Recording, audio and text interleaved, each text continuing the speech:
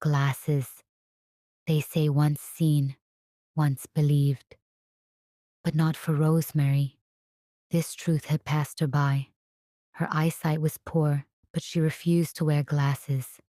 It was probably something from her school years that guided her thoughts.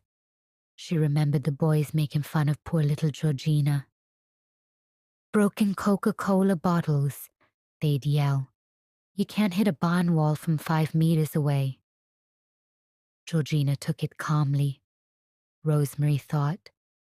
But she's a lot stronger than me.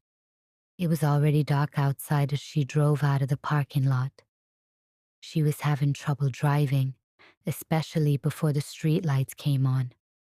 Worse, a fine drizzle had started, and she concentrated on driving for half an hour. Relief swept over her as she drove the car into the tiny garage and then walked down the path. The house was plunged into darkness, and tonight she felt the unfriendliness greeting her out of the gloom. She struggled with the key. Then finally, as the lock turned, she thought she heard a sound in the kitchen. "Who's there?" she called out cautiously. She fumbled for the light switch in the hallway and, after a little fumbling, flicked it. There was no light. "To hell with it," she whispered and went into the pantry in search of another source of light.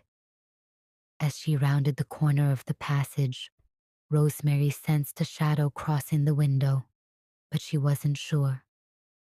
Another muffled sound reached her from the breakfast room. She instinctively ducked back into the pantry and crouched down, hoping her fears were unfounded.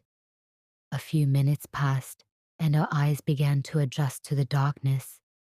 She peeked out the door, and through the wet kitchen window, she could see a fuzzy light in the neighboring house. Through the glass, she could only make out the outline of her neighbor. She thought about calling him for help, but then felt foolish. Rosemary cautiously climbed out of her hiding place and tiptoed toward the kitchen. Something moved to her right, and a man emerged from the shadows. "Who are you?" she shouted hastily.